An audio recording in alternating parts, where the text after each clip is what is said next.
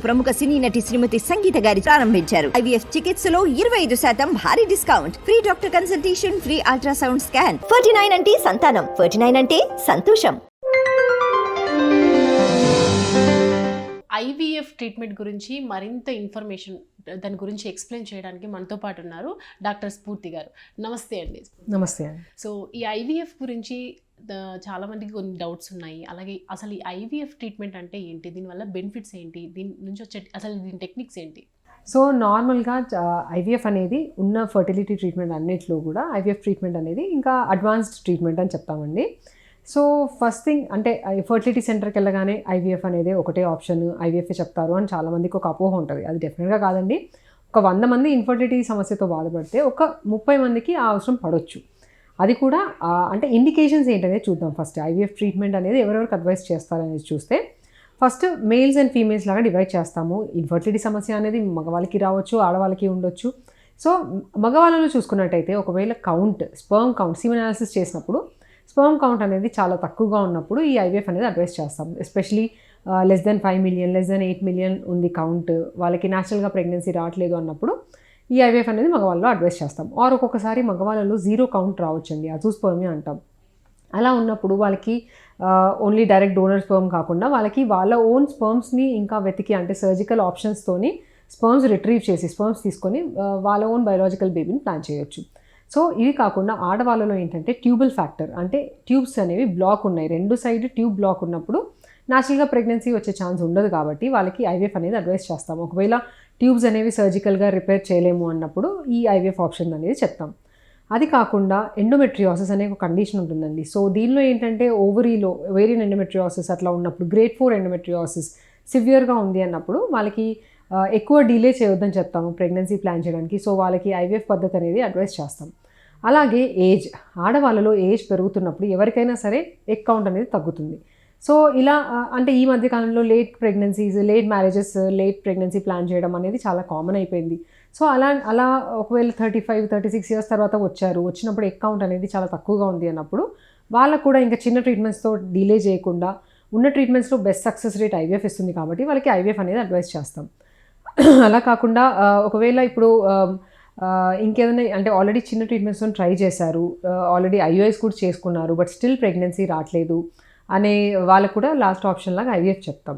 ఇది కాకుండా unexplained infertility అంటే ఏ ఇష్యూస్ కనిపించవండి వైఫ్ అండ్ హస్బెండ్లో టెస్ట్ చేసినప్పుడు, బట్ స్టిల్ వాళ్ళకి ప్రెగ్నెన్సీ రాదు. సో అలాంటప్పుడు వాళ్ళకి IUI అడ్వైస్ చేస్తాము. ఒక 3 to 6 cycles ఆఫ్ IUIలో కూడా ప్రెగ్నెన్సీ రావట్లేదు అంటే వాళ్ళకి లాస్ట్ ఆప్షన్ లాగా IVF అనేది అడ్వైస్ చేస్తాం.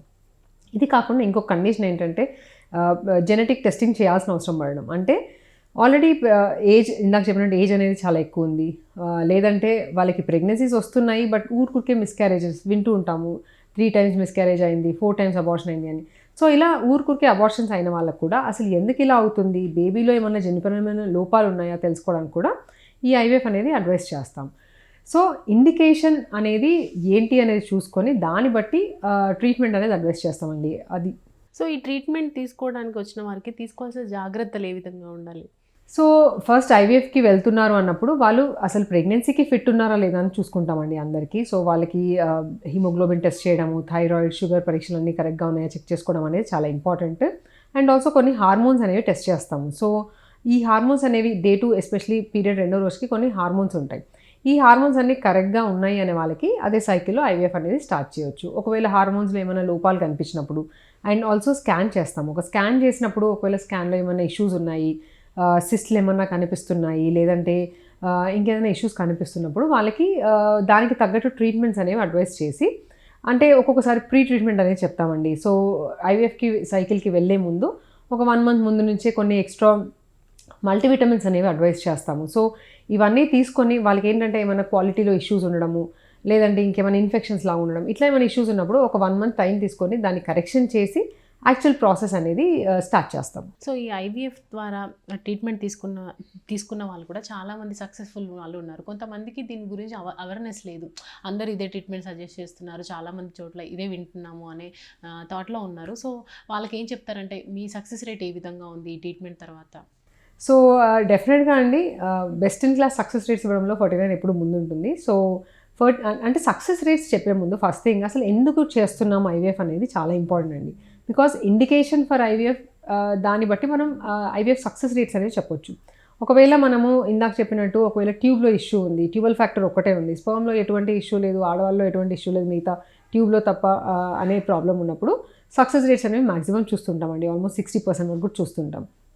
అలా కాకుండా ఒకవేళ స్పర్మ్ ఫ్యాక్టర్ ఉంది, స్పర్మ్లో మరీ తక్కువగా ఉంది, లేదంటే ఒకవేళ ఏజ్ ఫ్యాక్టర్ అంటే ఎగ్స్ అనేవి చాలా తక్కువగా ఉన్నాయి అన్నప్పుడు కొంచెం సక్సెస్ రేట్స్ అనేవి వేరీ అవుతుంటాయి. సో సక్సెస్ రేట్స్ అనేవి 20% నుంచి 60% వరకు ఉంటాయి. అలాగే మనం ఒకవేళ పీజీటీ చేసిన ఎంబ్రియోన్ పెట్టినట్టయితే దగ్గర 70% దాకా కూడా సక్సెస్ రేట్ అనేది ఒక పీజీటీ నార్మల్ ఎంబ్రియోన్ పెట్టినప్పుడు చూస్తుంటామండి. సో సక్సెస్ రేట్స్ అనేవి it depends on the indication, patient indication. And also ఇంకొకటి, ఐవీఎఫ్ సక్సెస్ ఇంప్రూవ్ చేసుకోవాలంటే ల్యాబ్ అనేది చాలా ఇంపార్టెంట్. అంటే మనం ఇచ్చే ఇంజెక్షన్స్ అండ్ ఏ టైంకి కరెక్ట్ ఏమేమి ప్రోటోకాల్స్ పెడుతున్నాం అనేది కూడా చూసుకొని ఏ పేషెంట్కి ఏ ప్రోటోకాల్ పనిచేస్తుంది అనేది కూడా చూసుకుంటాము. And final heart of IVF అనేది ల్యాబ్ అని చెప్తామండి. సో ల్యాబ్ అనేది మంచి high quality advance state of art lab ఉన్నప్పుడు సక్సెస్ రేట్స్ అనేవి ఆటోమేటిక్గా చాలా ఎక్కువగా ఉంటాయి. సో ప్రెగ్నెన్సీ అనేది చాలామందికి డిలే అవుతుంది. అంటే ఇంతకుముందు మనం అంటే తక్కువ అంటే ముందు కాలంలో చూసుకున్నప్పటికీ ఇప్పటికీ చాలా డిఫరెన్స్ వేరియేషన్ ఉంది. ఒకప్పుడు ఇంత ఎక్కువ మంది బాధపడేవాళ్ళు కాదు. ఇప్పుడు ప్రెగ్నెన్సీ ఉన్న పాజిటివ్ కంటే నెగిటివ్ పీపుల్సే ఎక్కువ మంది అయిపోయారు. ఒకప్పుడు నెగిటివ్ పీపుల్ చాలా తక్కువ మంది ఉన్నారు. అంటే 5%, 10% మనం అలా అక్కడక్కడ చూస్తూ ఉంటే కొన్ని హార్మోనల్ ఇంబ్యాలెన్సెస్ వల్ల తగ్గిపోయి ఉంటాయి. సో ఇప్పుడున్న పొజిషన్లో ఈ జనరేషన్లో ఎందుకని పిల్లలు అవ్వడానికి అంత లేట్ అవుతుంది? సో డెఫినెట్లీ చాలా మంచి క్వశ్చన్ అడిగానండి. ఒకటి ఏంటంటే డెఫినెట్గా ఇన్ఫర్టిలిటీ సమస్య అనేది పెరుగుతూ ఉంది అండ్ పెరుగుతూనే ఉంటుంది కూడా. సో ఎందుకు అంటే రకరకాల రీజన్స్ ఉన్నాయండి. ఫస్ట్ థింగ్, ఒకప్పుడు ఏంటంటే పిల్లలు పుట్టకపోతే ఇంకా మాకింతే అనేది వదిలేసేవాళ్ళు. అండ్ వాళ్ళకి ఏదైనా ఇబ్బందులు ఉన్నా బయటికి చెప్పుకుంటే మళ్ళీ అదేదో ట్యాబు లాగా. ఇప్పటికి కూడా ఇన్ఫ్యాక్ట్ ఇన్ఫర్టిలిటీ, ఐవీఎఫ్ అనేది అదొక మాట్లాడుకునే విషయం లాగా చేస్తుంటారు. సో ఫస్ట్ ఈ మధ్యకాలంలో ఏంటంటే ఈవెన్ మగవాళ్ళలో కూడా, ఒకప్పుడు మగవాళ్ళకి అసలు ఇష్యూస్ ఉండేవి కాదు, ఓన్లీ ఆడవాళ్ళ సమస్య అనుకునేవాళ్ళు. ఇప్పుడు ఆ నాలెడ్జ్ అనేది పెరిగింది. సో ముందుకెళ్ళి ట్రీట్మెంట్స్ కోసం వస్తున్నారు చాలామంది. సో ఇది ఈ ఐవీఎఫ్ అనేది అని చెప్పారు కదా, సో మీరు కంటిన్యూ చేయండి. ఓకే. సో ఈ మధ్యకాలంలో ఈ వైఫ్ అండ్ హస్బెండ్ ట్రీట్మెంట్స్ కోసం అంటే ఇష్యూ కనిపించినప్పుడు ఒక్కొక్కసారి యంగ్ ఏజ్లోనే రావడం చూస్తున్నామండి. సో ఫస్ట్ థింగ్ అవేర్నెస్ అనేది పెరిగింది, అది ఒక గుడ్ థింగ్. అలా కాకుండా ఈ మధ్యకాలంలో ఇందాక చెప్పినట్టు లేట్ మ్యారేజెస్, లేట్గా ప్రెగ్నెన్సీ ప్లాన్ చేయడం అనేది చాలా కామన్గా అయిపోయింది. సో కెరియర్ ఓరియంటెడ్ అంటే ఇప్పుడే పెళ్ళొద్దు అనుకునే వాళ్ళు 30sలో పెళ్లి చేసుకొని 40sలో, ఒకప్పుడు ఏంటంటే 20sలో పెళ్ళి అయిపోయి 25కి ప్రెగ్నెన్సీ వచ్చి ఫ్యామిలీ కూడా అయిపోయే వాళ్ళు ఉన్నారు. సో ఇప్పుడు ఏంటంటే వాళ్ళు ఇప్పుడు కెరియర్లో సెటిల్ అయినాకనే చేసుకుంటాం అనుకునే వాళ్ళు చాలా ఎక్కువ ఉన్నారు. సో దానివల్ల కూడా ఒక్కొక్కసారి బికాస్ ఏజ్ అనేది పెరుగుతున్న కొద్దీ ఎగ్స్ తగ్గడం అనేది సహజం, అది యూనివర్సల్గా అందరికీ అయ్యేది. సో ఈ లేట్ మ్యారేజెస్, లేట్ ప్రెగ్నెన్సీస్ వాళ్ళు కూడా ఈ ఇన్ఫర్టిలిటీ సమస్యలు అనేది కొంచెం ఎక్కువగా చూస్తున్నాం. And also one more thing, మన లైఫ్ స్టైల్ అనమాట. సో లైఫ్ స్టైల్ చేంజెస్ అనేవి, ఒకప్పుడు ఏంటంటే చాలా స్ట్రాంగ్గా ఉండేవాళ్ళు, హెల్తీగా ఉండేవాళ్ళు, హెల్తీ ఫుడ్ తినేవాళ్ళు, వాకింగ్ చేసేవాళ్ళు, అన్నీ ఉండేది. ఇప్పుడు ఏంటంటే మన సెడెంటరీ లైఫ్ స్టైల్ ఆల్మోస్ట్ ఇప్పుడు సాఫ్ట్వేర్ అయినా ఏ జాబ్ అయినా తీసుకోండి, సెడెంటరీ లైఫ్ స్టైల్ అనేది చాలా కామన్ అయిపోయింది. సో అదొకటి. అండ్ ఆల్సో మనం తినే ఫుడ్, అడల్ట్రేషన్, మైక్రో ప్లాస్టిక్స్, ఆ ప్లాస్టిక్ యూసేజ్, సో ఇవన్నీ ఇష్యూస్లో కూడా. అండ్ ఆల్సో కొన్ని ఆక్యుపేషన్స్లో, ఎస్పెషలీ మగవాళ్ళలో కూడా కొన్ని ఆక్యుపేషన్స్లో ఎక్కువగా చూస్తుంటాం స్పర్మ్ కౌంట్ అనేది తగ్గడము. సో ఇవన్నీ మన లైఫ్ స్టైల్ ఇష్యూస్, మన డే టు డే అంటే సెడెంటరీ లైఫ్ స్టైల్ వల్ల, మనం తినే ఆహారం, పొల్యూషన్, దీనంతా వల్ల కూడా ఈ ఆల్మోస్ట్ జన్యుపరమైన లోపాలు అనేవి కూడా చాలా ఎక్కువగా చూస్తున్నామండి. సో ఇవన్నీ రీజన్స్ కలిపి మనకు ఆ ఇన్ఫర్టిలిటీ సమస్య అనేది ఎక్కువైంది. అండ్ ఆల్సో అవేర్నెస్ కూడా ఎక్కువ ఉండడం వల్ల పేషెంట్స్ ముందుకు వచ్చి ట్రీట్మెంట్స్ తీసుకోవడం కూడా ఎక్కువైంది. ఇది ముందు జాగ్రత్తలు తీసుకునే వాళ్ళు కూడా ఉన్నారా? అంటే ఈ ట్రీట్మెంట్కి సంబంధించి కానీ కొంతమంది లేట్గా ప్లాన్ చేసుకునే వాళ్ళు ఉంటారు, కొంతమంది ఇప్పుడే కావాలనుకునే వాళ్ళు ఉంటారు. లేట్గా ప్లాన్ చేసుకునే వాళ్ళకి హార్మోన్స్ కరెక్ట్గా ఉండడానికి కూడా మన దగ్గర ట్రీట్మెంట్స్ చేస్తారని విన్నాము. ఎస్, షూర్, డెఫినెట్గా అండి. ఎస్పెషలీ మనం సెలబ్రిటీస్లో వింటున్నాం లేట్గా అంటే ఎగ్ ఫ్రీజింగ్ చేసుకొని తర్వాత ప్రెగ్నెన్సీ ప్లాన్ చేయడం అనేది. అది యాక్చువల్లీ అది ఒక వెరీ యూస్ఫుల్ టెక్నిక్ అండి. అంటే ఇప్పుడు కెరియర్లో సెటిల్ అవ్వకుండా చేసుకోవడం అనేది చాలా కరెక్ట్ ఆప్షన్ అండి. అంటే ఎవరైనా ప్రెగ్నెన్సీ అనేది వన్స్ రెడీ అయ్యి వాళ్ళు బేబీని వాళ్ళు కరెక్ట్గా పెంచగలరు అనేప్పుడే ప్రెగ్నెన్సీ అనేది ప్లాన్ చేయాలి. జస్ట్ బికాస్ ఏజ్ వచ్చింది కాబట్టి ఇప్పుడే కదా అని కాకుండా. సో ఈ egg freezing or embryo freezing అనే దానివల్ల వాళ్ళకి ఆ ఇండిపెండెన్స్ అనేది వస్తుందండి. సో ఇప్పుడు ఏజ్ ఆపడం ఇంపాసిబుల్. అలాగే ఇప్పుడే ప్రెగ్నెన్సీ వద్దన్న వాళ్ళకి ప్రెగ్నెన్సీ కూడా ప్లాన్ చేసుకోని చెప్పలేము. అలాంటప్పుడు ఒక యూస్ఫుల్ టెక్నిక్ ఏంటంటే, ఆల్రెడీ అంటే యంగ్ ఏజ్లోనే వాళ్ళు ఎగ్స్ అనేవి ఫ్రీజ్ చేసి పెట్టుకుంటారు. So it's like you are stopping the clock, biological క్లాక్ని అక్కడ స్టాప్ చేస్తున్నట్టు. సో ఇప్పుడు వాళ్ళు 20s వాళ్ళు ఆల్రెడీ మ్యారేజ్ అవ్వకపోయినా కూడా ఫ్రీజ్ చేసుకోవచ్చు. సో వాళ్ళు ఎప్పుడైతే ఎగ్ క్వాలిటీ అనేది మ్యాక్సిమం బాగుండేది జనరల్గా 20s బాగుంటుందండి. సో 25-26 ఇయర్స్ రాగానే వాళ్ళు ఎగ్స్ అనేవి ఫ్రీజ్ చేసి పెట్టుకుంటే వాళ్ళు ప్రెగ్నెన్సీ అనేది ఈవెన్ 35-10 ఇయర్స్ తర్వాత ఎప్పుడైనా వచ్చి వాళ్ళు ప్రెగ్నెన్సీ అనేది ప్లాన్ చేసుకోవచ్చు.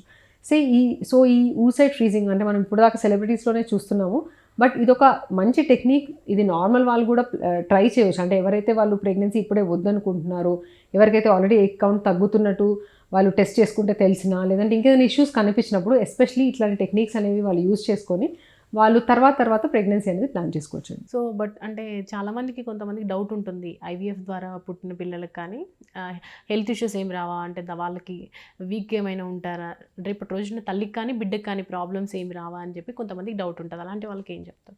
చాలా క్లియర్గా వరల్డ్ మొత్తంలో స్టడీస్ అయ్యాయండి. అంటే ఐవీఎఫ్ ద్వారా పుట్టిన పిల్లల్లో అబ్నార్మల్గా ఉండడము, ఎక్స్ట్రా ప్రాబ్లమ్స్ ఉండడం అనేది ఏది ఉండదండి. బికాస్ ఈవెన్ మొన్నే ఐవీఎఫ్ డే అయింది. అది ఫస్ట్ బేబీ తనకి ఇప్పుడు ఆల్మోస్ట్ 46 ఇయర్స్ వచ్చాయి, మొన్న 46th బర్త్డే చేసుకున్నారు. అండ్ తనకి ఆల్రెడీ న్యాచురల్గా కూడా ప్రెగ్నెన్సీ వచ్చింది. సో ఒకసారి ఐవీఎఫ్ చేస్తే వాళ్ళకి ఓన్లీ ఐవీఎఫ్లోనే మళ్ళీ పిల్లలు పుడతారు, లేదంటే వాళ్ళకి ఏదైనా అవయవ లోపాలు ఉంటాయి అనేది అదొక అపోహ మాత్రమే. చాలా క్లియర్గా చాలా స్టడీస్లో ప్రూవ్ అయింది ఏంటంటే న్యాచురల్గా ప్రెగ్నెన్సీ వచ్చినప్పుడు ఎటువంటి ఇష్యూస్ ఉంటాయో, బికాస్ న్యాచురల్ ప్రెగ్నెన్సీలో కూడా ఏ ప్రాబ్లం ఉండదని ఎవరు చెప్పడానికి ఉండదండి. ఒక 0.1% ఆర్ 0.5% ఇష్యూస్ అనేవి న్యాచురల్ ప్రెగ్నెన్సీలో కూడా ఉండొచ్చు.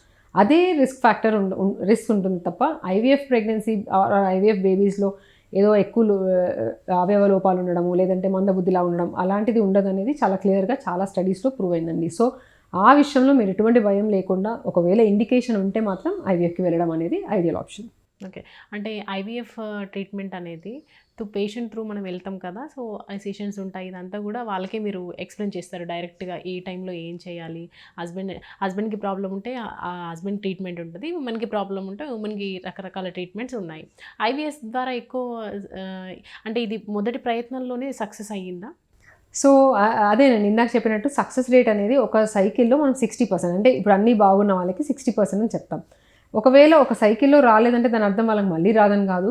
ఆల్రెడీ ఎంబ్రియోస్ అనేవి ఫ్రీజ్ అయి ఉంటే వాళ్ళు మళ్ళీ ఇంకొక సైకిల్కి వెళ్ళి మళ్ళీ ఇమీడియట్గా సైకిల్ కూడా వెళ్ళొచ్చు. అలాగే ఎన్ని సైకిల్స్ వెళ్ళాలి, 2 వెళ్ళాలా 3 వెళ్ళాలా అని అడుగుతుంటారండి. సో అది మనం చెప్పడానికి ఉండదండి.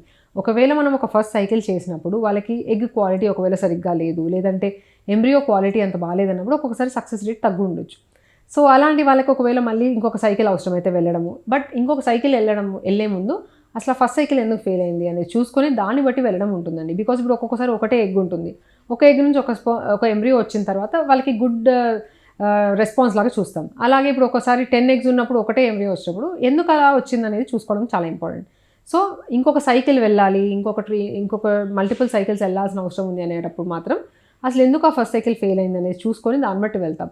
అలాగే ఇప్పుడు ఈవెన్ ట్రాన్స్ఫర్స్ కూడా అంతే. ఆల్రెడీ ఎంబ్రియోస్ అనేవి ఎక్కువ ఉన్నప్పుడు వాళ్ళకి ఎంబ్రియో ట్రాన్స్ఫర్ మాత్రమే రిపీట్ చేయడం జరుగుతుంది, మళ్ళీ ఫస్ట్ నుంచి మొత్తం ప్రాసెస్ అనేది స్టార్ట్ చేయడానికి అవసరం ఉండదండి. సో దీనివల్ల ఈ ఐవీఎఫ్ ట్రీట్మెంట్ వల్ల లాభపడిన వాళ్ళు చాలామంది ఉన్నారు. సో ఈ ట్రీట్మెంట్ గురించి సరిగ్గా కొంతమందికి తెలియదు. నిజం చెప్పాలంటే చాలామందికి ఐవీఎఫ్ అంటే ఏంటి, దీనివల్ల అమ్మో అయ్యో అని భయపడుతూ ఉంటారు. అవేర్నెస్ అనేది తక్కువగా ఉంది. అంటే అలాంటి ట్రీట్మెంట్స్ తీసుకోవడం బయట వేరే అంటే న్యాచురల్ వాడడం కానీ, చెట్ల మందులు వాడడం కానీ అలాంటివి చేస్తూ ఉంటారు. ఇన్ఫెక్షన్స్ అయ్యి బాడీ మొత్తం స్ట్రక్చర్ దెబ్బతిని అలా జరుగుతూ ఉంటుంది.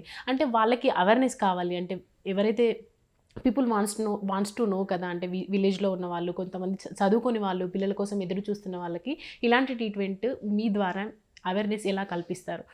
సో ఐవీఎఫ్ అనేది చాలా సేఫ్ ప్రొసీజర్ అండి. నార్మల్గా అంటే చిన్నగా ఒక బ్రీఫ్గా ప్రొసీజర్ ఏంటో చెప్తాను. ఇప్పుడు నార్మల్గా బాడీలో ఒక ఎగ్ పెరుగుతుంది ఎవ్రీ మంత్, అండ్ ఆ ఎగ్ రిలీజ్ అవుతుంది. సో రిలీజ్ అయిన టైంలో రిలేషన్ ఉంటే న్యాచురల్గా ప్రెగ్నెన్సీ అనేది వస్తుంది అన్నీ బాగున్నప్పుడు. ఐవీఎఫ్లో ఏం చేస్తామంటే ఇప్పుడు సపోజ్ స్కాన్ చేసి డే 2 రోజు స్కాన్ చేసినప్పుడు తనకి ఎగ్స్ అనేవి ఒక 10 అలా ఉన్నాయి, లేదంటే 5 ఉన్నాయి అన్నప్పుడు మనం ఐవీఎఫ్లో మన మెయిన్ ఐడియా ఏంటంటే ఒక ఎగ్ పెరగకుండా మిగిలిన ఎగ్స్ కూడా పెరిగేలాగా కొన్ని ఇంజెక్షన్స్ అనేవి ఇవ్వడం జరుగుతుంది. సో నేను ఇచ్చే ఇంజెక్షన్స్ ఏంటంటే ఆల్రెడీ బాడీలోంచి ప్రొడ్యూస్ అయ్యే ఇంజెక్షన్స్, హార్మోన్సే. అది కొంచెం డోస్ ఎక్కువలో ఇస్తాను కాబట్టి ఒక ఎగ్ పెరిగే ప్లేస్లో ఒక 5 or 6 or 10 ఎన్ని ఉంటే అన్ని ఎగ్స్ పెరగడానికి అన్నట్టు కంట్రోల్ లెవెల్లో సేఫ్గా ఇస్తాం. అలాగని ఇష్టం ఉన్నట్టు వాల్యూస్ ఇష్టం ఉన్నంత డోస్ ఇవ్వడానికి ఉండదండి. పేషెంట్కి ఎటువంటి ఇబ్బంది కాకుండా ఎటువంటి సైడ్ ఎఫెక్ట్స్ రాకుండా చూసుకొని డోసెస్ అనేవి అడ్జస్ట్ చేసుకొని తన బాడీ వెయిట్ని బట్టి, తన బరువుని ఏజ్ని బట్టి, తను ట్రీట్మెంట్ హిస్టరీని బట్టి డోసెస్ అనేవి డిసైడ్ చేస్తాం. సో డైలీ ఇంజెక్షన్స్ ఇస్తూ అలా మధ్య మధ్యలో స్కాన్స్ చేస్తూ ఉంటాం. రెస్పాన్స్ అనేది బాగుంది, ఎలా ఉందా లేదా అనేది చెక్ చేసుకొని దాన్ని బట్టి డోస్ పెంచడమా తగ్గించడమా అనేది డిసైడ్ చేస్తాం. సో అలా ఒక 10 రోజులు ఇంజెక్షన్స్, 10 లేదంటే 12 రోజుల దాకా రోజు ఇంజెక్షన్స్ ఉంటాయి. అండ్ లోపల ఎగ్ రిలీజ్ అవ్వకుండా కొన్ని ఇంజెక్షన్స్ ఎక్స్ట్రాగా ఇస్తాం. ఒకసారి రెడీ అయ్యారు అన్నప్పుడు ఒక 2 డేస్లో పికప్ అంటే ఫైనల్ ట్రిగర్ ఇంజెక్షన్ ఇవ్వడం జరుగుతుంది. ట్రిగర్ ఇంజెక్షన్ ఇచ్చాక 36 hours లోపే 34-35 hours ఎగ్ పికప్ అనేది చేస్తాం. సో పికప్ కూడా చాలా సింపుల్ ప్రొసీజర్ అండి. పైనుంచి ఎటువంటి స్కార్స్ లాంటివి కనిపించవు. కేవలం ట్రాన్స్వెజైనల్ స్కాన్ చేసుకొని ఆ స్కాన్లో చూసుకుంటూ ప్రతి ఎగ్ని బయటికి తీస్తాం. సో బయటికి తీసిన తర్వాత ఎగ్ని స్పర్మ్ని కలపడం జరుగుతుంది. అలా కలిపిన తర్వాత 5 రోజులు ల్యాబ్లో పెట్టినాక బ్లాస్టోసిస్ట్ అనేది ఫామ్ అవుతుంది. ఆ ఫామ్ అయిన ఎంబ్రియో గ్రేడింగ్ చేసుకొని లైనింగ్ అంతా చాలా బాగుంది, హార్మోన్స్ బాగున్నాయి, తక్కువ ఎగ్స్ ఉన్న వాళ్ళకి సేమ్ మంత్లోనే ట్రాన్స్ఫర్ అనేది చేయొచ్చు. ఒకవేళ ఎగ్స్ చాలా ఎక్కువ ఉండడము, హార్మోన్స్ చాలా ఎక్కువ వాల్యూ ఉన్నాయి, లేకపోతే లైనింగ్ అంత బాగాలేదన్న వాళ్ళకి అవి ఫ్రీజ్ చేసుకొని తర్వాత సైకిల్స్లో లైనింగ్ ప్రిపరేషన్ చేసుకొని ట్రాన్స్ఫర్ చేస్తాం. థ్యాంక్ యూ అండి, thank you Sphoorthi garu. We got good information from you. Thank thank you so much.